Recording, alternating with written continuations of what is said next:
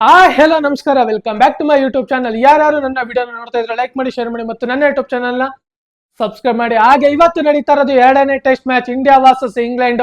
ಮೊದಲನೇ match England ಸೋತ ನಂತರ ಈ ಮ್ಯಾಚ್ ಅಲ್ಲಿ ಏನ ಸ್ಟ್ರಾಟಜಿನ ತರ್ತಾರೆ ಅಂತ ಗೊತ್ತಿಲ್ಲ. ಆದ್ರೆ ಇವತ್ತು ಇಂಗ್ಲೆಂಡ್ ಅಲ್ಲಿ ಒಂದು ಚೇಂಜಸ್ ಅಂತೂ ಪಕ್ಕ ಇರುತ್ತೆ.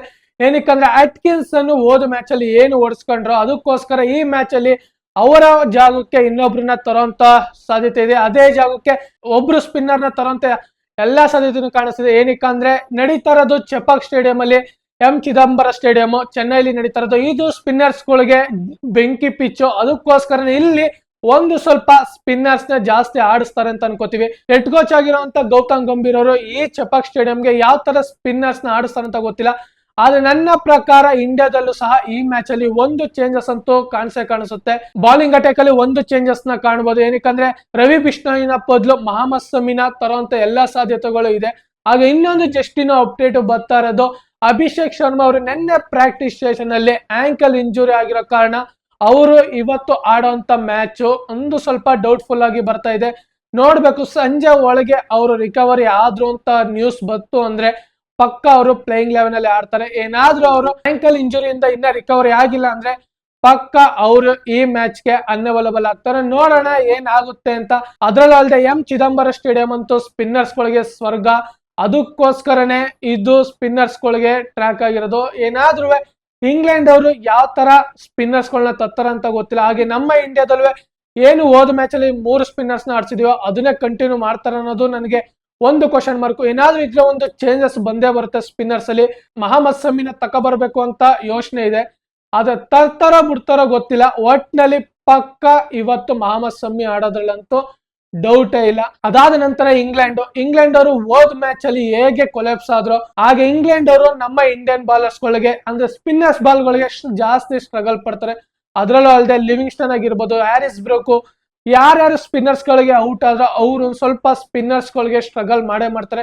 ನಾವು ಇಂಗ್ಲೆಂಡ್ ಅವ್ರದ್ದು ಓದು ಸೀರೀಸ್ ನೋಡಿದಾಗಲೂ ಸಹ ಅವರು ಸ್ವಲ್ಪ ಸ್ಪಿನ್ನರ್ಸ್ ಗಳಿಗೆ ಸ್ಟ್ರಗಲ್ ಮಾಡ್ತಾರೆ. ಆ ಕಾರಣಕ್ಕೆ ಸ್ಪಿನ್ನರ್ಸ್ ಗಳಿಗೆ ಮೊದಲಿನ ಆದ್ಯತೆ ನೀಡ್ತಾರೆ. ಯಾವ ರೀತಿ ಪ್ಲೇಯಿಂಗ್ ಲೆವೆನ್ ನ ಎರಡು ಟೀಮ್ಗಳು ಮಾಡ್ತಾರೆ ಅಂತ. ಆದ್ರೆ ಹೋದ್ ಮ್ಯಾಚ್ ಅಲ್ಲಿ ಮಾಡಿದಂತ ಇಂಗ್ಲೆಂಡ್ ತಪ್ಪು ಈ ಮ್ಯಾಚ್ ಅಲ್ಲಿ ಮಾಡಲ್ಲ. ಏನಕ್ಕಂದ್ರೆ ಇಂಗ್ಲೆಂಡ್ ಅವರು ಫಸ್ಟ್ ಮ್ಯಾಚ್ ಗಿಂತಾನೆ ಮೊದ್ಲೇ ಪ್ಲೇಯಿಂಗ್ ಲೆವೆನ್ ಅನೌನ್ಸ್ ಮಾಡಿದ್ರು.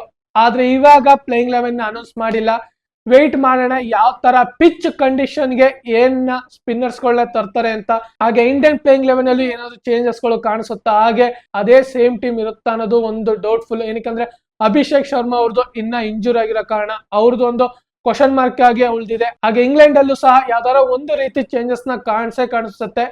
ನೋಡೋಣ ಪ್ಲೇಯಿಂಗ್ ಲೆವೆನ್ ಯಾವ ತರ ಮಾಡ್ತಾರೆ ಅಂತ. ಸ್ಟ್ರಾಟಜಿ ಅಂತೂ ಬೆಂಕಿಯಾಗಿರುತ್ತೆ. ಈ ಮ್ಯಾಚ್ ಕ್ಯೂರಿಯಾಸಿಟಿಯಿಂದ ಇರುತ್ತೆ. ಅದ್ರಲ್ಲೂ ಅಲ್ಲದೆ ಈ ಮ್ಯಾಚ್ ಅಲ್ಲಿ ಹೈಯೆಸ್ಟ್ ರನ್ 182 ರನ್. ಅಂದ್ರೆ ನಾ ಹೇಳ್ತಾ ಇರೋದು ಇಂಟರ್ ನ್ಯಾಷನಲ್ ಅಲ್ಲಿ, ಯಾವ್ದೇ ರೀತಿ IPL ಬಗ್ಗೆ ನಾ ಹೇಳ್ತಾ ಇಲ್ಲ. IPL ಅಲ್ಲಿ 200 ಮೇಲೆ ಹೋಗಿದೆ.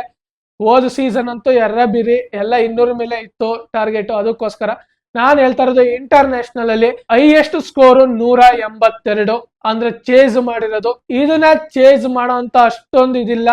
ಇಲ್ಲಿ 180 180 ಪ್ಲಸ್ ರನ್ ಹೊಡಿತು ಅಂದ್ರೆ ಪಕ್ಕ ಡಿಫೆಂಡ್ ಮಾಡುವಂತ ಸಾಧ್ಯತೆ ಎಲ್ಲ ಎದ್ದು ಕಾಣಿಸುತ್ತೆ.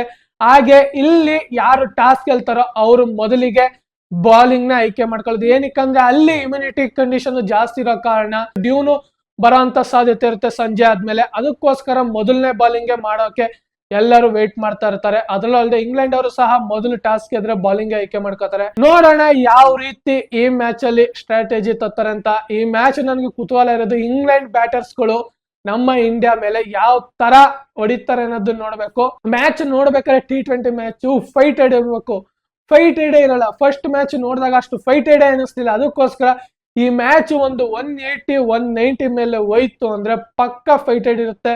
ಏನಕ್ಕಂದ್ರೆ ನಮ್ಮ ಇಂಡಿಯಾದಲ್ಲಿ ಎಲ್ಲ ಯಂಗ್ ಪ್ಲೇಯರ್ಗಳು ಸುಮ್ನೆ ಹೊಡೆಯಂತ ಇರ್ತಾರೆ. ಹಾಗೆ ಇಲ್ಲೂ ಸಹ ಇಂಗ್ಲೆಂಡ್ ಅಲ್ಲಿ ಒಂದ್ ಸ್ವಲ್ಪ ಓಲ್ಡ್ ಪ್ಲೇಯರ್ಸ್ ಗಳು ಇದಾರೆ. ಬಟ್ಲರ್ ಆಗಿರ್ಬೋದು, ಅವರೆಲ್ಲ ಓಲ್ಡ್ ಪ್ಲೇಯರ್ಗಳು. ಅವ್ರೊಂದ್ ಸ್ವಲ್ಪ ವಿಕೆಟ್ ಬೀಳ್ತು ಅಂದ್ರೆ ಒಂದ್ ಸ್ವಲ್ಪ ನಿಧಾನಕ್ಕೆ ಇನ್ನಿಂಗ್ಸ್ ನ ಕ್ಯಾರಿ ಮಾಡಿ ಆಮೇಲೆ ಬಿಗ್ ಇನ್ನಿಂಗ್ಸ್ ಗೆ ಹೊಡೆಯಕ್ಕೆ ಸ್ಟಾರ್ಟ್ ಮಾಡ್ತಾರೆ. ಅದೇ ರೀತಿ ಇಲ್ಲಿ ಅಂತೂ ಯಾರು ಆ ತರ ಯೋಚನೆ ಮಾಡಲ್ಲ.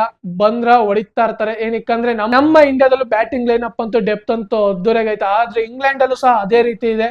ನೋಡ್ಬೇಕು ಈ ಮ್ಯಾಚ್ ಅಲ್ಲಿ ನನಗೆ ಪಕ್ಕ ಹೈಯೆಸ್ಟ್ ರನ್ ಹೊಡಿತಾರೆ. 180 ಪ್ಲಸ್ ಹೊಡಿತಾರೆ.